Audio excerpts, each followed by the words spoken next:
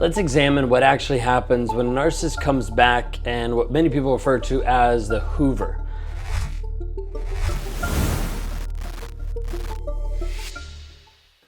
The Hoover is named after the famous vacuum brand. Like the Hoover, it's not a clinical term, but it's used, widely recognized as a label for very real psychological phenomenon called Hoovering. And it describes this piece that occurs oftentimes inside of narcissistic individual attempts to re-engage a former partner, or someone that they recently discarded, whatever it might be, who they neglected or emotionally damaged. It's how do they actually bring them back? How do they suck them back into the relationship? Well, that's why we call it a Hoover. And what makes this behavior really complex is not just why a narcissist returns, but why you still want him to. So let's start at the core of this, which is typically the discard, the place where it starts. Many survivors of toxic relationships, narcissistic relationships, the discard is one of the most jarring and destabilizing experiences. Oftentimes it happens suddenly. Maybe it's like frequently cold. Usually there's no closure, there's no reason, and the discard leaves up a wound that just doesn't bleed. It like echoes for years. It causes this piece of intense cognitive dissonance of not knowing what to believe. Like if he said he loved me, how could he do this? Like this doesn't make sense. If it was real, how could it end like this? If this was fake, then how much of it was fake? Why do I feel abandoned by someone who abused me? And the questions go on and on and on with no closure, no aspect that you get from him. And that confusion, the way that your mind tries to reconcile two opposing realities, is a perfect setup for the Hoover. Because the Hoover plays directly into the psychological wound of what he's actually done to you, how he's actually hurt you. Now, think about this, like shift the perspective to the narcissist's mind for just a moment. From his point of view, the discard is never final. And in fact, most narcissists view the relationships as interrupted supply, not closed chapters. Like when he leaves or ghosts you or discards you, he often assumes that he's able to return whenever it suits him. That's just part of status quo. Like he'll just come back, I'll just check out that library book when I need to check it out. Because for the narcissist, relationships aren't these functional things. They're not foundational. They don't serve to build trust, to build intimacy. They serve to validate him, to soothe insecurity, to maintain control over his own image. When that validation supply runs dry, like when the new person doesn't idealize him anymore, when the external circumstances change, the narcissist often reaches back for the last known source of identity reinforcement. The next Hoover, the last person. And that's probably you. And from his point of view, he's not returning to repair anything, to fix anything, to apologize for anything. He's turning to be able to reestablish access and to be able to reestablish control.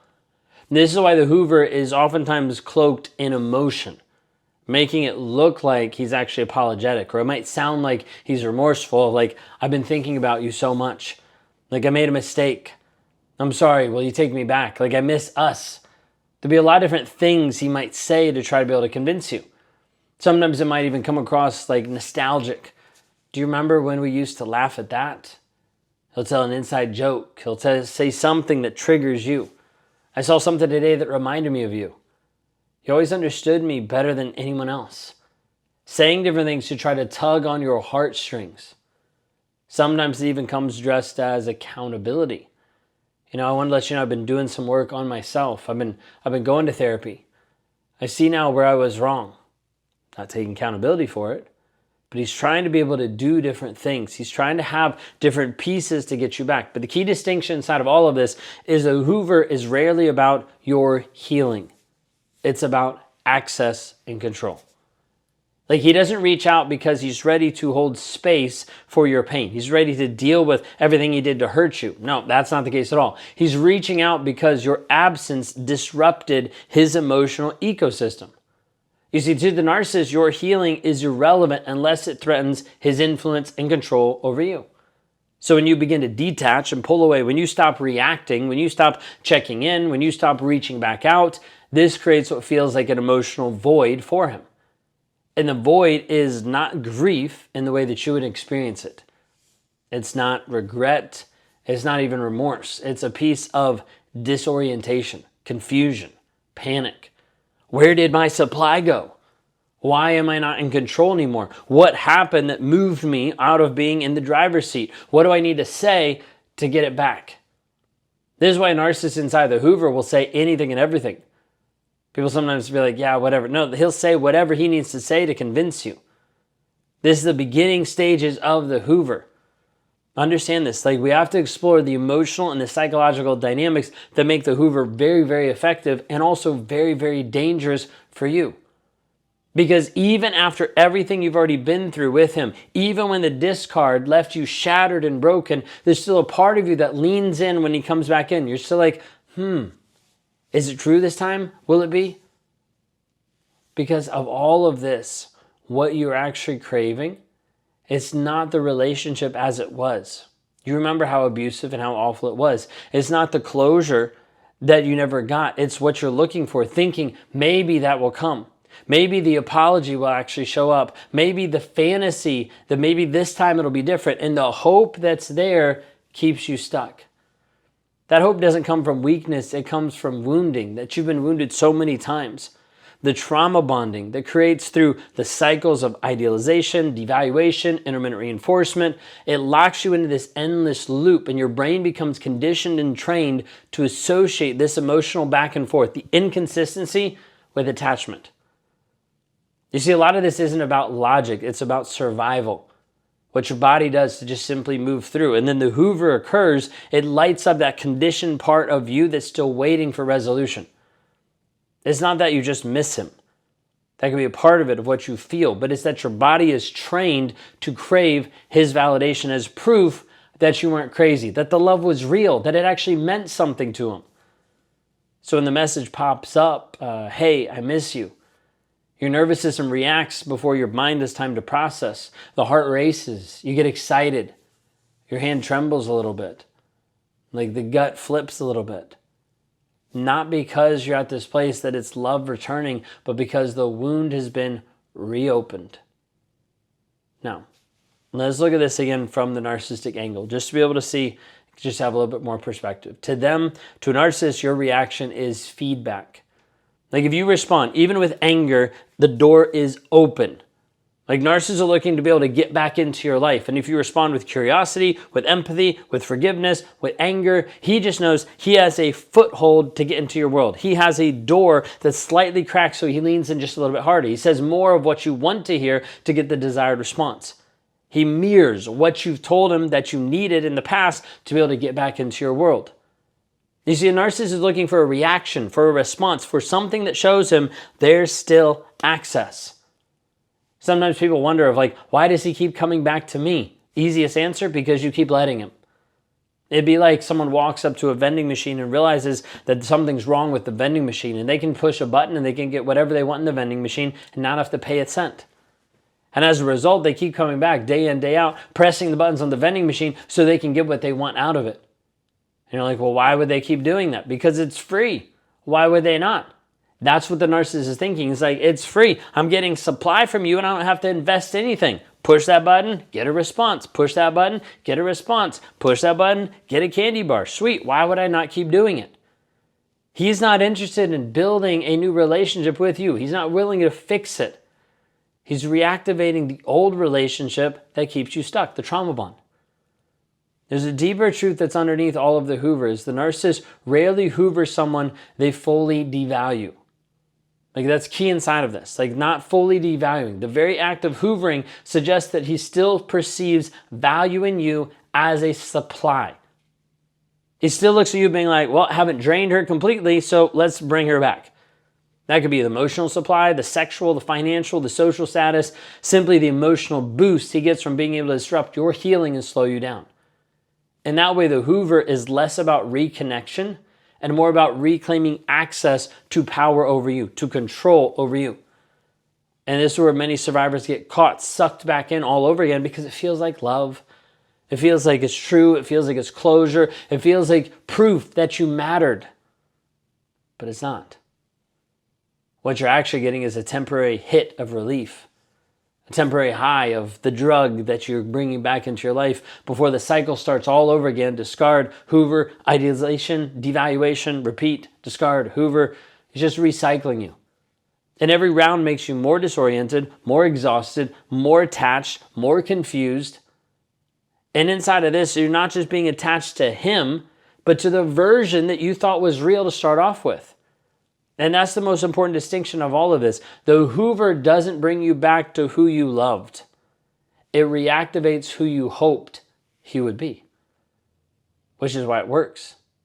Which is why every time it happens and every time it fails and every time this goes further and further, the damage on you goes deeper. So what do you do inside this when the Hoover happens? Because by now you know what it is. We've talked about it. You've seen the cycle. You've seen it happen inside of your own world. You felt the false hope. You felt the lift. You felt all these different pieces, and you've recognized the patterns that are here. But the pattern alone isn't enough just to break it. You need strategy to help actually unwire the mindset, rewire what you're thinking, rewire how you process it. You need support inside of this, and you also need the truth. Here's what we recommend to those who are trying to actually break out of this cycle. We first have to help you recognize the trigger. Like the moment he reaches out, your body will feel it before your brain can even name it. Acknowledge the reaction. Breathe through it. Don't respond while you're flooded. Take a moment. Take a pause. We work with this with helping people rewire their triggers, eradicating them completely. We use the freedom formula. We use stacking to be able to show them how to actually get rid of the trigger so it no longer affects them anymore. Then we also have to reaffirm reality. Go back to the screenshots, the journal entries, the moments and the memories that kept you up at night, not to re-traumatize yourself, but to anchor yourself of like, he's not coming back because he's changed. He's coming back because he's losing control. You have to pause. You have to remember, look at all of this. Write down 25 things of how he's affected you. And then don't engage. You don't owe a response to him. Silence is not cruelty. It becomes clarity. A boundary is not revenge. It's repair of your life. And you have to seek validation from grounded people. Like the Hoover is going to tempt you. Don't process it alone. Speak to someone, a trusted friend, someone who knows the full history, not just the curated version that he's sharing to other people. And you have to remember how much this actually affected you. It wasn't just a heartbreak. It was self-abandonment. It was anxiety. It was shame. It was isolation. You didn't just lose him. You lost a version of yourself. And when he's knocking back on your door mentally and emotionally, when he's coming back through the text, that's what's at stake now. What's at stake is you. Because every time you re-enter the cycle, it costs you more than it did the last time. It breaks down a part of you just a little bit more. You lose a piece of you more than what you did the time before. Hoover inside of this. Hoover is not love. It's not a compliment. It's not a sign that he finally sees your worth or value. It's a sign that you're slipping out of his control. And that's not love. That's loss of access. And if he truly loved you, he wouldn't have discarded you to begin with. He wouldn't be waiting until your silence to decide that you mattered. Love isn't a reaction to rejection. It's a commitment in the face of discomfort. And if you're not seeing that, you're really not seeing love. You're seeing need and his desire. You're seeing addiction. You're seeing control. You're seeing power. You're seeing him trying to manipulate you. You don't have to keep repeating this cycle. You don't have to stay stuck and caught between what happened and what you wish would happen, because this cycle will go forever. You don't have to wait for someone to finally give you peace. It's yours to actually take and reclaim. You can choose to reclaim it for yourself right here and right now. That's what we help people do every single day.